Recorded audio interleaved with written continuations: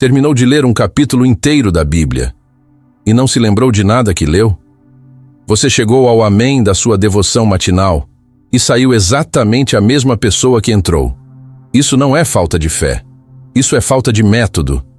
Existe um homem que não lia para acumular informação teológica. Ele não lia para impressionar outros pastores. Ele tinha uma única obsessão. E essa obsessão vai mudar o jeito que você abre a sua Bíblia a partir de hoje. Ele chamava a Bíblia de o livro de Deus e declarava em voz alta: "Dá-me esse livro. A qualquer preço, dá-me o livro de Deus." O nome dele é John Wesley. E neste episódio, o terceiro da série, você vai descobrir por que ele lia, como ele lia e, mais importante, o que acontece quando uma pessoa para de ler para saber e começa a ler para ser transformada. Fica até o final. O sétimo ponto deste vídeo vai confrontar diretamente a sua rotina de leitura bíblica de um jeito que você não vai esquecer tão cedo. Uma pergunta antes de começar. Quando foi a última vez que você saiu da leitura da Bíblia diferente de como entrou? Wesley era fluente em latim, grego, hebraico e francês. Leu mais de 1.200 livros ao longo da vida, a maioria enquanto montava a cavalo pelas estradas da Inglaterra. Escreveu sermões, comentários bíblicos, gramáticas, dicionários médicos, tratados filosóficos. Mas ele se chamava com orgulho e sem ironia, o homem de um único livro. Não porque não lesse outros, mas porque somente um livro tinha para ele autoridade final e absoluta sobre a sua vida. E este episódio é sobre como ele tratava esse livro. Primeiro ponto: a Bíblia como meio de graça, não como fonte de informação. Antes de qualquer técnica, antes de qualquer passo prático de método, precisamos entender como Wesley enxergava fundamentalmente a Bíblia. Porque se você não entender isso, os outros pontos serão apenas truques de leitura, úteis, talvez, mas destituídos do poder que Wesley descobriu. Para a maioria dos cristãos hoje, a Bíblia é uma de duas coisas: ou um livro de regras, uma lista de o que fazer e o que não fazer, uma espécie de manual de conduta moral cristã, ou um livro de respostas, um repositório de versículos que você consulta quando está com problema, como se fosse um oráculo que você aciona nas crises. Wesley via de outra forma. Para ele, a Bíblia era o que ele chamava de meio de graça. O que isso significa exatamente? Um meio de graça, no vocabulário teológico wesleyano, é um canal, um instrumento vivo através do qual Deus age diretamente na alma humana. Não é um livro sobre Deus, é um livro através do qual Deus fala, age, confronta, consola, convoca e transforma. A diferença entre essas duas visões não é semântica, é radical. É a diferença entre um retrato de uma pessoa e a própria pessoa. O retrato informa, a presença transforma. Se a Bíblia é um livro sobre Deus, você pode estudá-la do lado de fora, como um pesquisador analisa um texto antigo de qualquer civilização. Você se senta com sua caneta, seu caderno de anotações, seu software de estudo bíblico e processa informação. Você acumula dados teológicos. Você cresce em conhecimento doutrinal. Você sabe cada vez mais sobre o que a Bíblia ensina. Você se torna um especialista no mapa, mas nunca pisa no território. Mas se a Bíblia é um livro através do qual Deus age ativamente no presente, então você não pode simplesmente processá-la com a mente como se fosse um texto técnico. Você precisa se expor a ela. Você precisa abrir não apenas os olhos, mas o coração. Você precisa deixá-la te atravessar, não apenas te informar. Wesley escreveu isso de forma precisa e exigente no prefácio às suas Notas sobre o Antigo Testamento. Se você deseja ler as Escrituras de modo que possa responder efetivamente a esse fim, não seria aconselhável ler com um único olho para conhecer a vontade inteira de Deus e com uma resolução firme de fazê-la. Veja o que ele está dizendo. Ler com um único olho, foco indiviso, sem agenda paralela, sem a parte de você que já decidiu que concorda ou discorda antes mesmo de terminar o parágrafo. E isso é o que corta fundo, uma resolução prévia, uma decisão tomada, antes de abrir a página. Vou obedecer o que vou encontrar aqui, independentemente do que for. Esse é o primeiro divisor de águas na abordagem de Wesley. Ele não abria a Bíblia para julgar o texto. Ele abria o texto para ser julgado por ele. Existe uma diferença abissal entre a postura de quem lê para avaliar. Concordo ou não concordo com isso? Faz sentido para mim? Está de acordo com o que eu já acredito? E a postura de quem lê para ser avaliado. O que esse texto revela sobre mim? O que Deus quer transformar no meu caráter através dessas palavras? Onde eu estou errado e a Escritura está certa? No mundo contemporâneo, vivemos mergulhados numa cultura de consumidores de conteúdo. Consumimos volumes absurdos de informação todo dia. Podcasts, vídeos, artigos, livros. E nossa postura padrão é a do avaliador. Gostei ou não gostei? Concordo ou discordo? Vale a pena seguir ou não? Nós curtimos ou não curtimos o conteúdo. Wesley diria que essa postura, levada para a leitura bíblica, nunca vai produzir transformação. Nunca. Porque você não é o crítico diante da palavra. Você é o personagem que está sendo lido por ela. Hebreus 4:12 diz que a palavra é mais cortante que qualquer espada de 2 gumes. Ela penetra, divide, discerne os pensamentos e intenções do coração. O texto não está sendo avaliado por você. Você está sendo avaliado por ele. Há uma frase que circula nos círculos de espiritualidade wesleyana que resume tudo isso com precisão. A Bíblia não foi dada para aumentar nosso conhecimento. Foi dada para mudar nossa vida. Isso muda completamente o que acontece quando você abre aquela página. A pergunta que Wesley levava para a leitura não era primariamente o que esse texto significa, embora ele buscasse isso com toda a seriedade intelectual que possuía. A pergunta mais fundamental, a pergunta que organizava toda a experiência de leitura, era outra. Como esse texto vai me transformar? Em que parte de mim esse texto está apontando? Que mudança Deus está pedindo de mim através dessas palavras hoje? E Wesley era honesto o suficiente para admitir. Isso é mais difícil do que parece. Porque às vezes, muitas vezes, o texto aponta para coisas que não queremos mudar. Hábitos confortáveis, relacionamentos problemáticos que preferiríamos ignorar, dinheiro mal administrado, orgulho bem disfarçado de convicção teológica. A leitura transformadora exige coragem que a leitura informativa não exige. E é exatamente por isso que Wesley desenvolveu um método inteiro ao redor da postura correta, porque ele sabia que a postura certa não nasce automaticamente. Ela precisa ser cultivada, intencionalmente, todo dia. Segundo ponto, o método da oração. Antes da leitura, somente Deus está aqui. Existe uma passagem no prefácio aos Sermões de Wesley, os chamados publicados em 1746, que é, na minha avaliação, um dos textos mais belos e mais precisos já escritos sobre o que significa realmente ler a Bíblia. Eu quero que você ouça com atenção completa cada palavra. Não acelere mentalmente para o próximo ponto. Fique aqui. Aqui estou eu, longe dos caminhos movimentados dos homens. Sento-me sozinho. Somente Deus está aqui. Na sua presença abro, leio o seu livro, para este fim, encontrar o caminho para o céu. Há alguma dúvida sobre o significado do que leio? Algo parece obscuro ou intrincado? Elevo meu coração ao Pai das luzes. Somente Deus está aqui. 5 palavras. 5 palavras que definem uma postura inteira diante das Escrituras. Wesley não começava a leitura pela primeira palavra do texto bíblico. Ele começava pela criação deliberada de um ambiente interior, um estado de presença divina consciente e ativa. Antes de qualquer versículo, havia um ato intencional de se posicionar diante de Deus.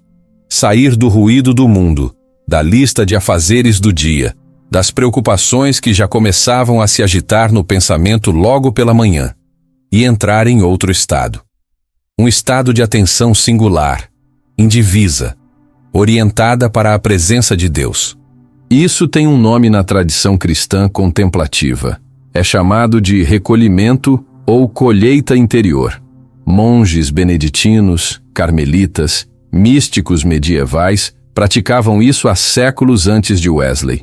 A diferença radical é que Wesley não estava escrevendo para monges em mosteiros medievais afastados do mundo. Estava escrevendo para mineiros de carvão do norte da Inglaterra, para trabalhadores pobres das fábricas emergentes da Revolução Industrial, para pessoas comuns com dias agitados, responsabilidades pesadas e vidas difíceis. Ele estava dizendo: você também pode fazer isso. Antes de qualquer versículo, em qualquer lugar, nas condições que você tem, somente Deus está aqui. E não era apenas simbolismo devocional bonito, era estratégia espiritual de alta precisão. Wesley acreditava firmemente que a Bíblia é, na sua natureza mais profunda, um livro espiritual, e que, portanto, só pode ser plenamente compreendida espiritualmente. Ele citava Tomás de Kempis, o autor da Imitação de Cristo, um dos livros que mais o influenciaram ao longo da vida, que escreveu: precisamos do mesmo Espírito para entender as Escrituras que capacitou os santos homens de outrora a escrevê-las. Pense nessa afirmação por um momento completo. O mesmo Espírito que moveu Paulo a escrever a Epístola aos Romanos precisa estar presente e ativo em você, para que Romanos produza em você o que produziu em Paulo ao escrevê-la. Você pode entender a gramática grega do texto com recursos puramente humanos e esforço acadêmico. Você pode analisar a estrutura retórica do argumento paulino com ferramentas exegéticas sofisticadas. Mas não pode entender o peso ontológico do texto, o que ele significa para a sua vida concreta, aqui, nesta semana, nesta situação específica que você está vivendo, sem a presença e a iluminação do mesmo Espírito. Então, Wesley fazia o seguinte, descrito com detalhe cuidadoso em seu prefácio. Antes de abrir a Bíblia, ele orava. Não um protocolo mecânico repetido de cor. Não uma fórmula religiosa que você dispara automaticamente sem pensar. Uma conversa genuína, específica, honesta. Algo assim, e ele descreve isso em suas próprias palavras no texto histórico. Elevo meu coração ao Pai das luzes. Senhor, não é tua palavra que diz: se alguém dentre vós tem falta de sabedoria, peça a Deus? Tu dás liberalmente e sem reprovação. Tu disseste: se alguém estiver disposto a fazer tua vontade, conhecerá. Estou disposto a fazer. Faze-me conhecer tua vontade. Essa oração fazia 3 coisas simultâneas e essenciais, que precisamos entender separadamente. Primeira coisa, posicionava Wesley explicitamente como aprendiz, não como especialista. Humildade epistêmica declarada e ativa antes de qualquer versículo. Ele entrava no texto como alguém que precisa aprender, não como alguém que já sabe tudo e está apenas confirmando o que já sabia. Segunda coisa, declarava a disposição prévia de obedecer. Este é o ponto que mais separa Wesley da maioria dos leitores bíblicos modernos, e o ponto mais exigente de todo o método. Ele não pedia entendimento para depois decidir se obedeceria, dependendo do que descobrisse.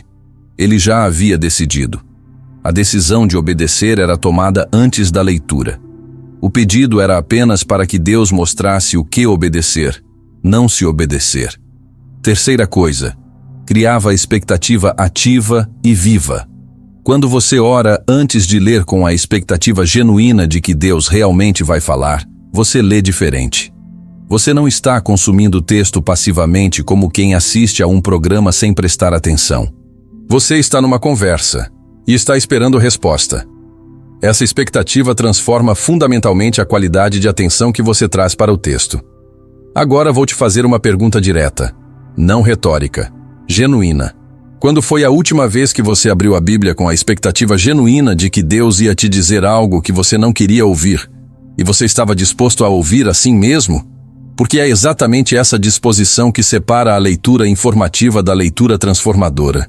Você pode ter toda a metodologia certa, horário fixo, caderno de anotações, caneta colorida, aplicativo de leitura bíblica com plano anual, e ainda assim sair do texto exatamente como entrou, porque chegou com a mente fechada para a mudança. Wesley dizia que a maior barreira para a transformação pela palavra não é falta de inteligência nem falta de tempo. É falta de rendição prévia. Você lê com uma parte de você já decidida que não vai mudar nada que seja inconveniente ou que custe algo, e então se pergunta por que a Bíblia não está produzindo a transformação que ela promete. O passo antes de abrir o livro é, paradoxalmente, o passo mais importante de todo o método. Comece por aí, hoje, antes de qualquer versículo. Somente Deus está aqui.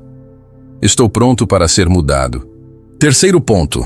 Comparar Escritura com Escritura. O método analógico de Wesley. Imagine a seguinte cena. Você está lendo sua Bíblia. Você encontra um versículo que parece obscuro, talvez até contraditório com algo que leu em outro lugar da mesma Escritura. O que você faz? Se você é como a maioria das pessoas, você faz uma de três coisas. Ou ignora e continua lendo, acumulando um arquivo mental silencioso de coisas que não entendo e prefiro não enfrentar. Ou corre imediatamente para um comentário bíblico, um pastor no YouTube, ou uma busca rápida no Google. Ou, e isso é o mais perigoso de tudo, interpreta com base na sua impressão inicial sem verificar absolutamente nada. E essa interpretação vai sedimentando ao longo dos anos como certeza inabalável, quando na verdade é apenas a sua primeira impressão não testada. Wesley fazia algo radicalmente diferente. E ele descreve isso com uma precisão quase científica, no mesmo prefácio histórico que citei antes. Então busco e considero passagens paralelas das Escrituras, comparando as coisas espirituais com as espirituais. Medito nelas com toda a atenção e seriedade de que minha mente é capaz. Isso é o que os teólogos e exegetas chamam de analogia da fé. O princípio fundamental de que a Bíblia é o melhor comentário de si mesma, que o texto mais claro ilumina o texto mais obscuro, que nenhum versículo, nenhuma passagem, nenhuma doutrina deve ser interpretada em isolamento do restante do cânon bíblico inteiro. Wesley defendia com total convicção que antes de qualquer fonte externa, antes de comentários bíblicos, antes de pastores, antes de teólogos renomados, antes de qualquer autoridade humana, você deveria deixar a própria Escritura iluminar a Escritura. O texto explica o texto.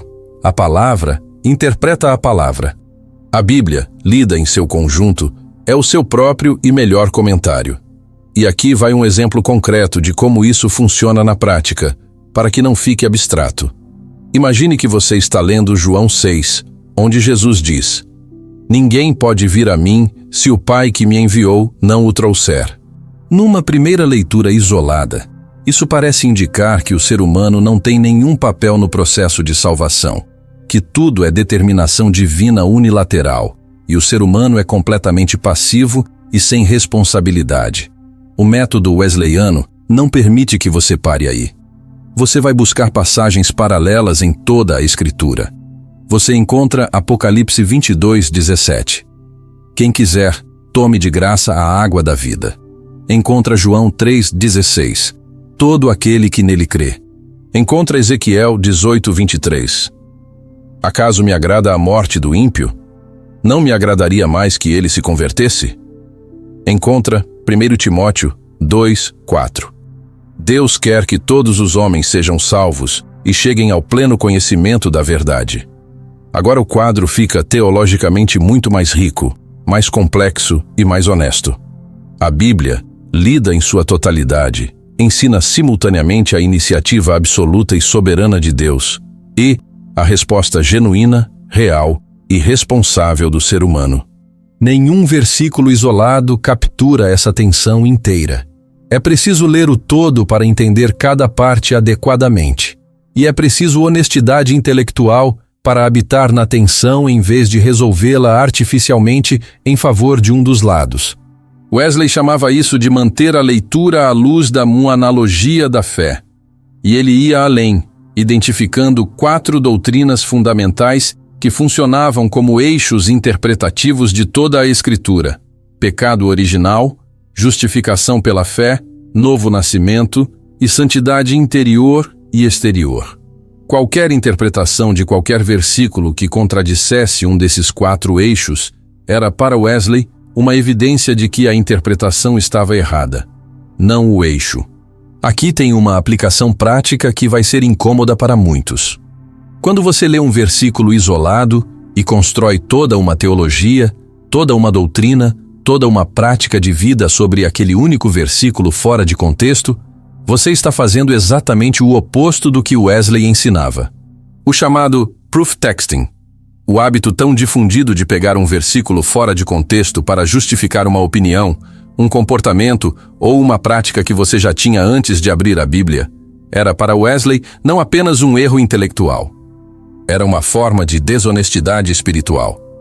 Uma maneira de usar a Bíblia como legitimação do que você já quer acreditar, em vez de deixar a Bíblia reformar e corrigir o que você acredita. A Bíblia não foi escrita para confirmar suas ideias. Foi escrita para reformar a sua mente. E reformar a mente exige ler não em fragmentos escolhidos a dedo, mas em conexão orgânica.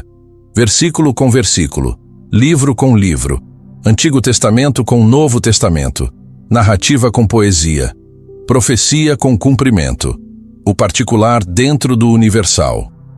Wesley lia, em média, um capítulo do Antigo Testamento e um capítulo do Novo Testamento por dia, todos os dias, sem exceção, precisamente para nunca perder a visão panorâmica da narrativa bíblica inteira, para que qualquer texto particular estivesse sempre sendo lido dentro do grande arco da história da criação, da queda, da redenção e da restauração. A questão não é ler mais rápido, não é cumprir mais planos de leitura, é ler mais inteiro. Quarto ponto. A Bíblia lida em comunidade. Não existe santidade solitária. Existe uma das frases mais mal compreendidas de toda a história do metodismo. Wesley disse, com toda a seriedade e convicção: a Bíblia nada sabe de religião solitária. Muita gente lê isso e interpreta como um simples incentivo para frequentar a igreja com mais regularidade, ir ao culto domingo de manhã e talvez também na quarta à noite. Mas Wesley estava falando de algo muito mais profundo, mais radical, mais estruturalmente desafiador do que uma reunião dominical bem frequentada. Ele estava falando especificamente sobre como ler e viver a Bíblia em conjunto com outras pessoas. Veja o que ele escreve no mesmo prefácio dos sermões, ao descrever o que faz quando ainda tem dúvidas depois de ter orado e comparado passagens. Se ainda resta alguma dúvida, consulto aqueles que têm experiência nas coisas de Deus. E então os escritos pelos quais, estando mortos, ainda falam. Wesley identificava duas dimensões de comunidade, que eram essenciais e insubstituíveis para uma leitura bíblica saudável e verdadeiramente transformadora. A primeira era a comunidade viva, os irmãos e irmãs em fé, especialmente aqueles mais experientes na vida espiritual concreta. E note com cuidado o que ele diz: não os mais inteligentes, não os mais eruditos, não os que tinham mais diplomas em teologia, não os mais articulados nas discussões doutrinárias, os que tinham mais experiência nas coisas de Deus, os que haviam caminhado mais tempo e com mais fidelidade, e que, portanto, tinham uma sabedoria prática acumulada que nenhum livro sozinho poderia proporcionar. As famosas bandas e classes metodistas que Wesley organizou com paciência e persistência por toda a Inglaterra, e que se espalharam pelos Estados Unidos, pela Irlanda, pelo país de Gales, chegando décadas depois ao Brasil, eram exatamente isso em prática institucional concreta. Grupos pequenos, geralmente entre 10 e 12 pessoas, que se reuniam semanalmente. Não para um culto formal com hino, oração e mensagem, não para uma palestra teológica de especialista, para ler a Bíblia juntos, orar uns pelos outros. E este é o elemento que mais distingue radicalmente o modelo wesleyano de quase tudo o que fazemos hoje. Prestar contas sobre como estavam vivendo o que tinham lido. Não era grupo de estudo bíblico no sentido acadêmico informativo que conhecemos amplamente nas igrejas contemporâneas. Era grupo de responsabilidade transformacional. A pergunta central não era: o que esse texto significa historicamente? Ou qual é o contexto cultural do autor? Mas sim, como você está vivendo esse texto esta semana? Onde você falhou, onde você avançou, onde você precisa de ajuda dos irmãos. Essa distinção vai ser incômoda para muitas igrejas evangélicas contemporâneas, incluindo as que mais se dizem seriamente comprometidas com a centralidade da Bíblia. Muitos grupos bíblicos que existem hoje são, na prática, grupos de discussão teológica sofisticada.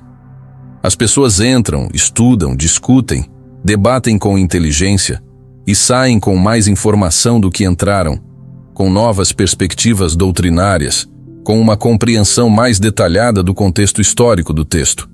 Isso não é ruim. Não estou dizendo que é mal.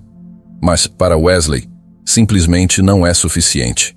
Porque ninguém sai com mais responsabilidade pessoal. Ninguém foi genuinamente desafiado sobre sua vida real, seus relacionamentos reais, suas escolhas financeiras reais, seu tratamento real das pessoas ao seu redor. No modelo wesleyano, você não podia se esconder confortavelmente atrás da sua inteligência teológica. Não podia impressionar o grupo com seus conhecimentos exegéticos refinados e depois ir para casa e continuar vivendo exatamente como antes. Os outros membros do grupo sabiam da sua vida real. Tinham o direito e a obrigação fraterna de te perguntar sobre ela. A segunda dimensão de comunidade era a comunidade histórica. Os escritores cristãos do passado que continuam falando através de seus escritos. Wesley lia avidamente os pais da igreja, especialmente dos 3 primeiros séculos. Inácio de Antioquia, Clemente de Alexandria, Tertuliano, Orígenes, João Crisóstomo, Agostinho de Hipona. Para ele, como a tradição da igreja havia interpretado a Bíblia ao longo dos séculos, era evidência importante, não infalível, não com a mesma autoridade da Escritura, mas importante o suficiente para ser levada a sério e consultada antes de tirar conclusões pessoais definitivas. Por que essa comunidade histórica importava? Porque ela gerava humildade hermenêutica. Quando você percebe que 20 séculos de cristãos, pessoas que em muitos casos morreram mártires por sua fé, que viveram muito mais próximos do contexto cultural do Novo Testamento, que leram esse texto em seus idiomas originais, leram essas passagens antes de você e chegaram a certas conclusões consistentes. Fica muito mais difícil sustentar a arrogância de que a sua interpretação de primeira leitura é a verdade definitiva que todos esses séculos perderam. Deixa eu te fazer uma pergunta que eu preciso que você responda com honestidade real, sem a resposta fácil. Você tem alguém em sua vida, uma pessoa de carne e osso, que te conhece pessoalmente, que está presente na sua vida cotidiana, que tem o direito e a liberdade de te perguntar se você está vivendo o que a Bíblia diz? Não um seguidor nas redes sociais, não um pastor que você admira à distância numa tela, mas com quem nunca conversou mais de 5 minutos pessoalmente. Uma pessoa real, que está presente, que sabe das suas lutas específicas e dos seus padrões de falha específicos, e que pode olhar nos seus olhos e dizer sem rodeios: você leu aquilo na semana passada. Como está obedecendo? O que mudou? Para Wesley, ler a Bíblia sem essa estrutura de responsabilidade comunitária concreta era como tentar voar com uma asa só.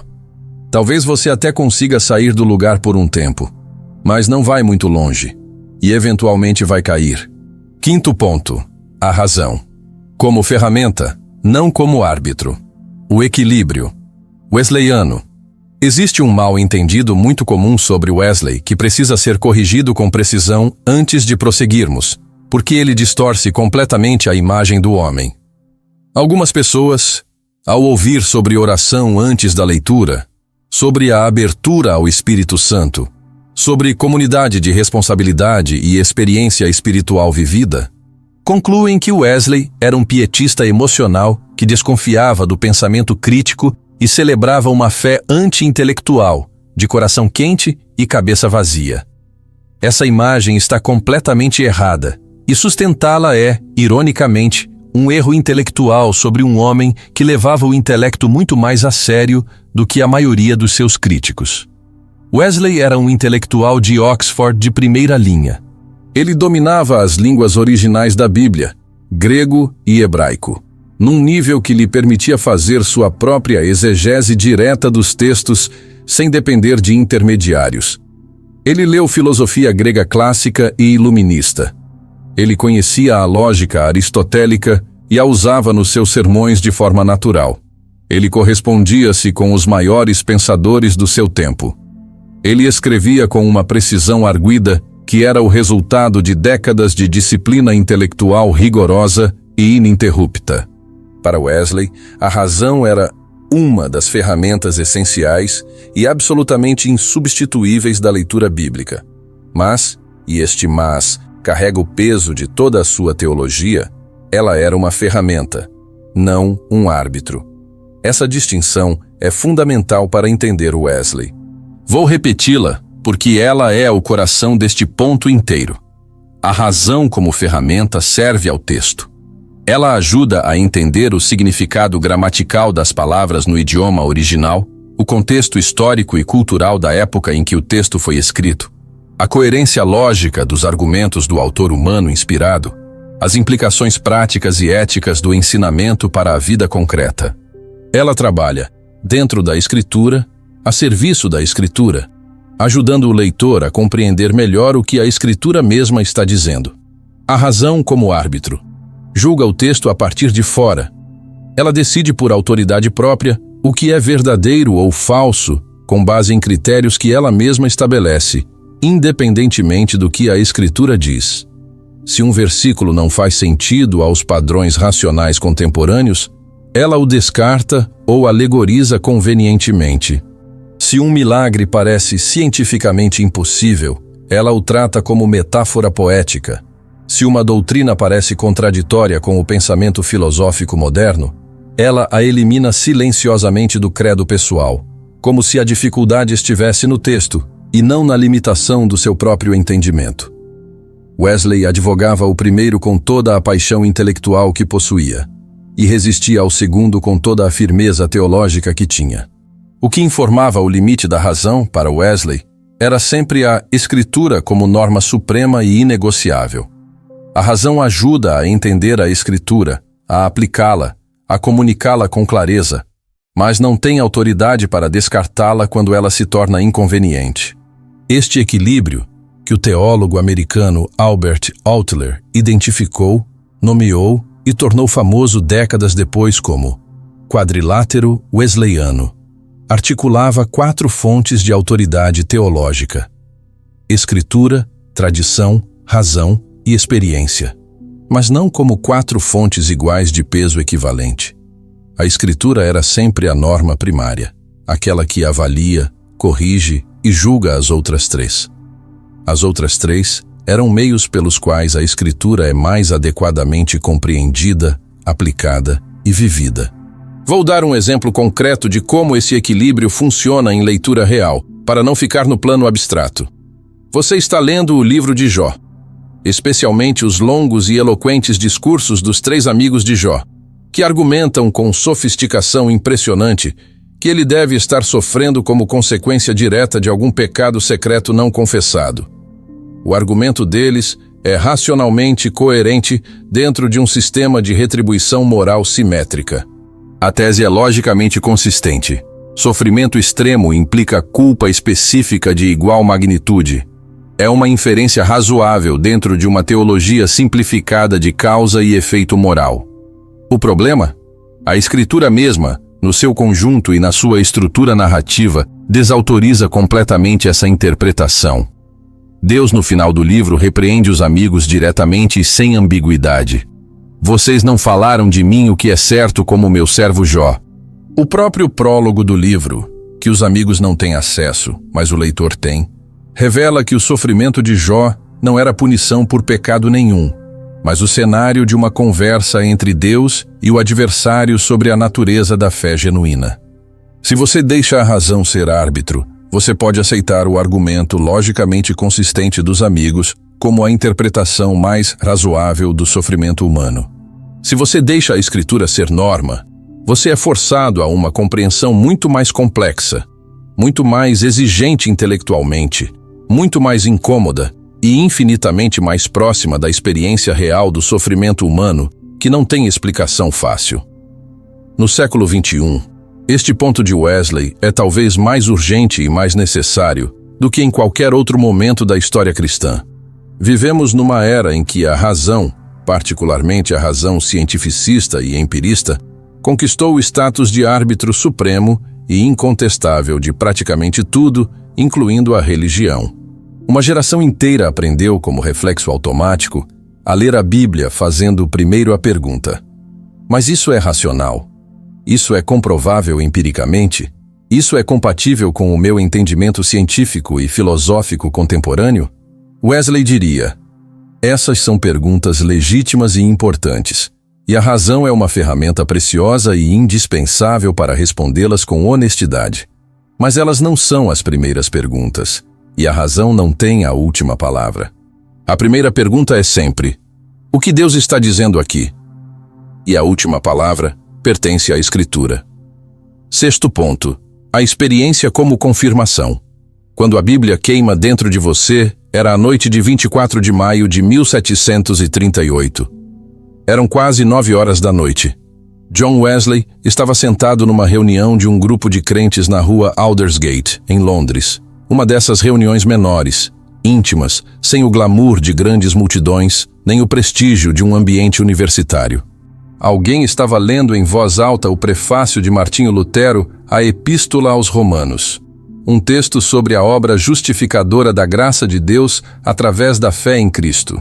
E então aconteceu algo que Wesley descreveu no seu diário pessoal com palavras que se tornaram, ao longo dos séculos, uma das passagens mais citadas e mais amadas de toda a história do protestantismo.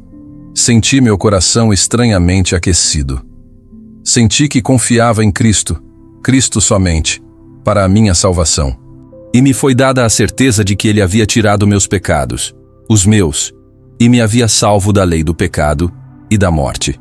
A expressão coração estranhamente aquecido, no original inglês, strangely warmed, tornou-se o símbolo por excelência de toda a espiritualidade wesleyana.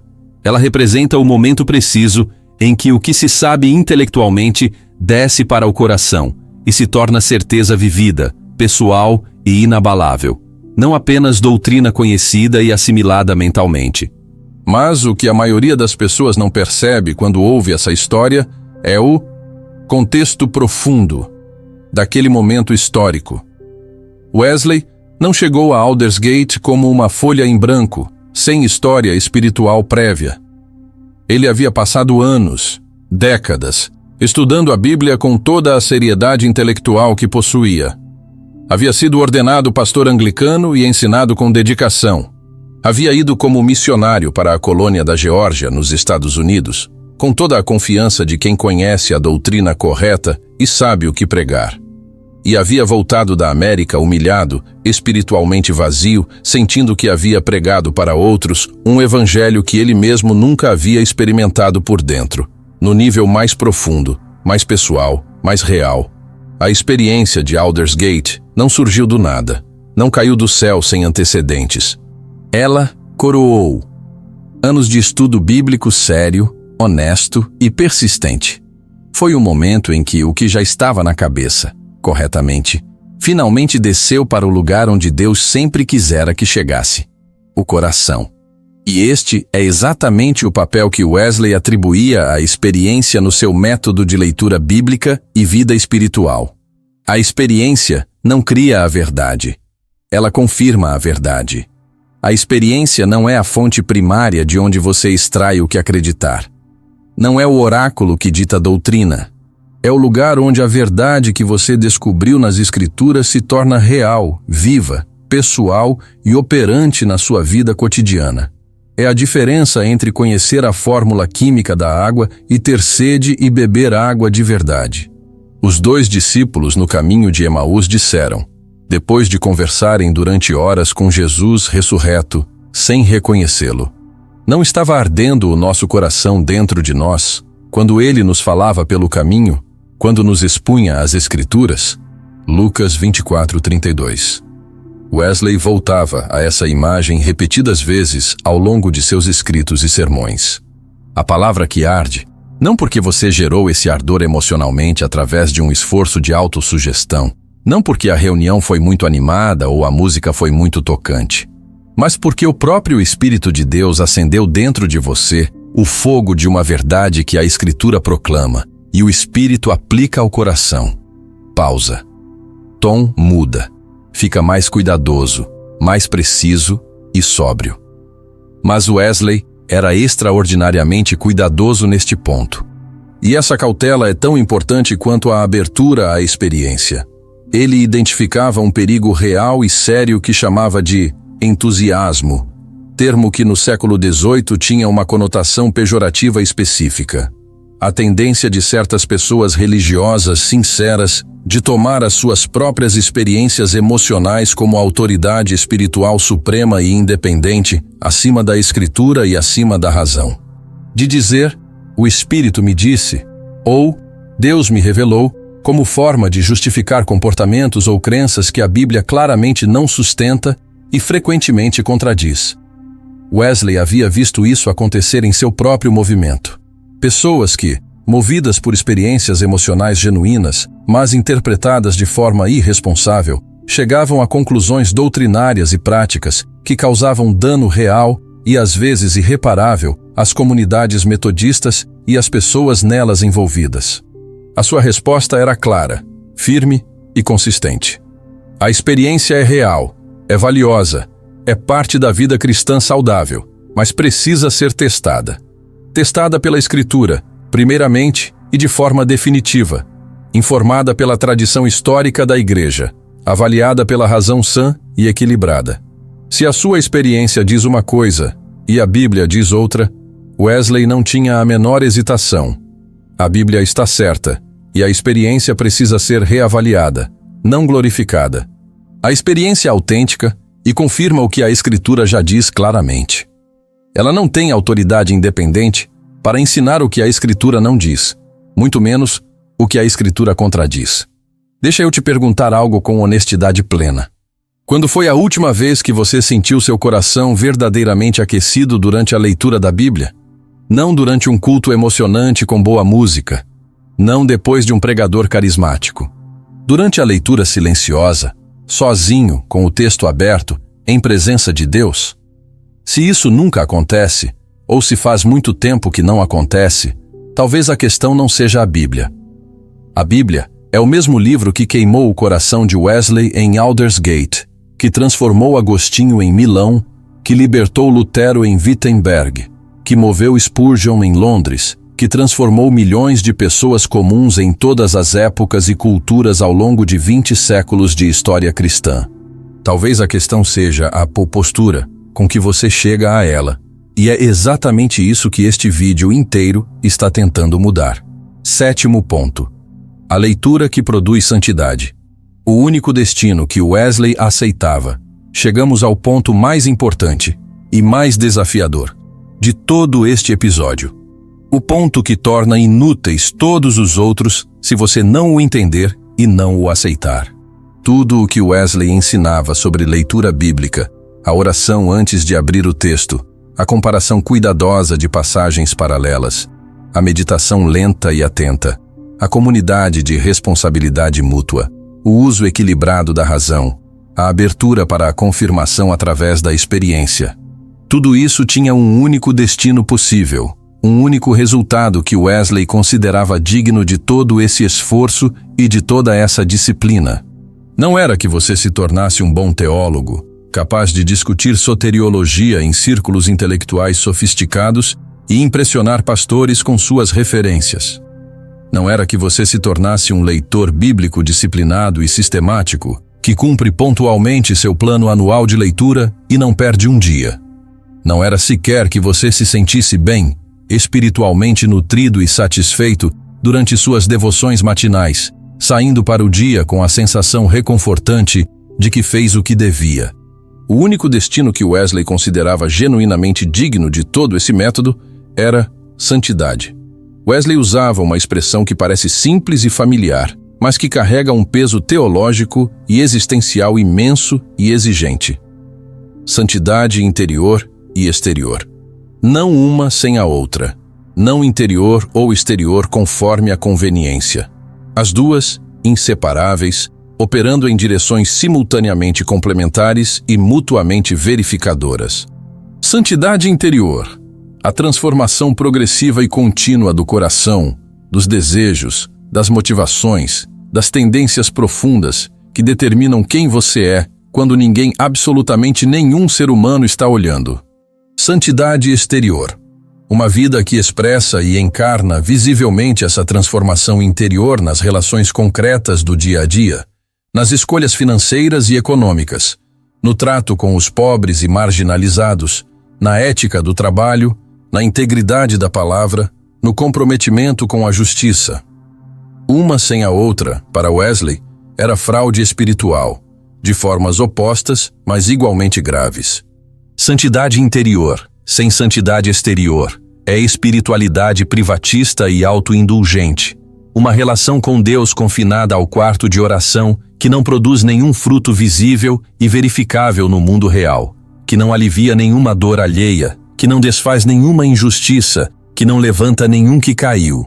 É o crente que tem experiências profundas e emocionantes com Deus na sala de oração e trata os empregados com crueldade, ou ignora sistematicamente os pobres que vivem ao lado, ou vive no conforto excessivo, enquanto outros sofrem miséria nas proximidades. Santidade exterior sem santidade interior é moralismo farisaico, um conjunto de comportamentos corretos e observáveis, gerados por esforço da vontade humana sem transformação real e profunda do coração, produzindo orgulho bem disfarçado de piedade e julgamento dos outros, bem disfarçado de discernimento espiritual aguçado. A Bíblia lida do jeito de Wesley deveria produzir as duas dimensões, de dentro para fora, organicamente, pelo poder do Espírito atuando através da palavra viva no coração aberto. Wesley escreveu, numa carta a pregadores metodistas, que ele percebia estarem caindo num padrão preocupante de superficialidade. O que tem prejudicado muito vocês no passado, e temo que até hoje, é a falta de leitura. Dificilmente já conheci um pregador que lesse tão pouco. E talvez, negligenciando-a, vocês perderam o gosto por ela. Por isso o talento de vocês na pregação não cresce. É exatamente o mesmo de 7 anos atrás. É vivo, mas não profundo. Há pouca variedade. Não há amplitude de pensamento. Somente a leitura pode suprir isso com meditação e oração diária. A frase que me para e não me larga é esta: é vivo, mas não profundo. Vivo, mas não profundo. Entusiasmado, mas superficial. Barulhento, mas vazio. Falando com paixão aparente sobre transformação sem ser pessoalmente transformado. Pregando com eloquência sobre santidade sem crescer em santidade. Ensinando outros sobre o amor ao próximo sem amar de fato o próximo que está ao alcance da mão. Wesley estava descrevendo um padrão que é amplamente epidêmico na cristandade contemporânea, talvez mais do que em qualquer outro período histórico. Ministérios que crescem vertiginosamente em números, mas não crescem em profundidade espiritual real. Congregações que aumentam em tamanho e complexidade organizacional, mas não mudam em caráter coletivo. Crentes que acumulam conhecimento bíblico impressionante, mas não aumentam visivelmente em amor genuíno ao próximo, em paciência com quem é difícil, em generosidade concreta com quem não tem. E o diagnóstico de Wesley era preciso e direto. Leitura sem profundidade produz vida sem profundidade. E profundidade real só vem quando você lê com as atitudes certas, dentro do método certo, com o destino certo firmemente em mente e claramente em vista. Vou te deixar a pergunta mais importante de todo este vídeo. A pergunta que Wesley faria diretamente para você se pudesse estar aqui agora, nesta sala, olhando nos seus olhos. Você é diferente hoje, depois de anos lendo a Bíblia, do que era antes de começar a lê-la seriamente? Não em conhecimento teológico acumulado, não em vocabulário espiritual mais sofisticado, não em quantidade de versículos memorizados, não no número de capítulos lidos por semana, em caráter concreto e verificável. Você é mais paciente com pessoas difíceis e irritantes do que era há 5 anos? Mais misericordioso com quem falha repetidamente nos mesmos erros? Mais honesto nos negócios, nos impostos e nas relações? Mais generoso de forma concreta e sacrificial com o seu dinheiro? Mais capaz de amar genuinamente pessoas que não te amam de volta? Mais presente e atento às pessoas vulneráveis que estão ao seu redor, não no noticiário distante, mas na sua vida imediata? Se a resposta honesta, dada sem auto-engano, for não muito diferente, então Wesley diria que algo está profundamente errado, não na Bíblia, que continua sendo o mesmo livro transformador e vivo que sempre foi, mas no método com que você a tem lido e na postura com que você tem chegado a ela. Porque a Bíblia funciona, ela transforma. Ela é, como Wesley dizia com convicção inabalável, um meio de graça, um canal vivo e ativo, através do qual Deus age na alma humana. Isso é o que ela promete. Isso é o que ela tem produzido, quando lida com as atitudes certas. Wesley passou mais de 65 anos sendo progressivamente e visivelmente transformado pela palavra. Não porque nasceu um gênio espiritual sem falhas. Não porque teve uma infância perfeita ou uma vida sem crises, fracassos e erros graves. Ele teve muitos de todos eles. Mas porque abria a Bíblia todo dia como alguém que tinha uma única pergunta fundamental: Deus, o que o Senhor quer mudar em mim hoje? E então esperava uma resposta real. E obedecia ao que recebia, mesmo quando era inconveniente, mesmo quando custava algo real, mesmo quando contradizia o que ele preferia continuar sendo e fazendo. Esse é o método de Wesley. Não é tecnicamente complicado, é existencialmente radical. Porque a coisa mais rara no mundo não é inteligência bíblica. Há inteligência bíblica disponível em abundância em livros, podcasts e canais do YouTube. A coisa verdadeiramente rara, a coisa que Wesley possuía e que produziu a vida extraordinária que ele viveu, é disposição real de ser mudado. Disposição de chegar ao texto sem agenda de saída, sem reserva prévia protegendo o que você não quer entregar, sem a parte de você que já decidiu que não vai mudar aquilo que é mais caro e mais confortável manter como está. E é essa disposição, cultivada toda manhã, antes de qualquer versículo, em silêncio diante de Deus, que separa a leitura que informa da leitura que transforma, para sempre. Antes de encerrar, 2 alertas que nascem diretamente do que estudamos hoje. Alerta 1. Conhecimento bíblico não é sinônimo de transformação bíblica. Você pode saber os nomes dos 12 apóstolos de cor, a diferença precisa entre justificação e santificação, o contexto histórico detalhado de cada epístola paulina, as principais posições sobre o milênio, e ainda assim ter o coração duro, o orgulho plenamente intacto, o amor ao próximo anêmico e os relacionamentos próximos destruídos por falta de humildade e misericórdia. Wesley seria o primeiro a te dizer com amor e firmeza: informação acumulada sem rendição ativa e contínua é a forma mais sofisticada, e por isso mais perigosa, de religiosidade sem transformação. É possível usar o conhecimento bíblico como escudo elegante contra a transformação bíblica, e muita gente o faz sem perceber. Pergunta: qual foi o último versículo que você leu que mudou concretamente, de forma visível e verificável por pessoas que convivem com você, uma decisão real da sua vida? Alerta 2. Método sem rendição é ritual sem poder transformador. Você pode implementar metodicamente todos os passos práticos que estudamos neste vídeo: horário fixo de leitura, oração antes de abrir o texto, comparação cuidadosa de passagens, meditação lenta, participação em grupo de responsabilidade, e ainda assim sair do texto exatamente como entrou. Se você não chegou com disposição real, ativa e honesta de ser mudado pelo que vai encontrar. O método é o recipiente. A rendição prévia é o conteúdo. Sem conteúdo, o recipiente mais elaborado e sofisticado não serve para absolutamente nada. Pergunta: se você abrisse a Bíblia agora, neste exato momento, com toda a sua vida como ela está hoje, com todos os seus padrões atuais e todas as suas áreas de resistência, você estaria genuinamente disposto a ouvir algo que não quer ouvir? Não em teoria abstrata, na prática real e concreta de hoje. Esse foi o 3º episódio da nossa série sobre como John Wesley lia a Bíblia. Hoje você aprendeu que Wesley não lia para saber mais. Ele lia para ser mais como Cristo. No quarto e último episódio desta série, falaremos do que há de mais profundo na leitura das Sagradas Escrituras, maior do que qualquer método. Não perca!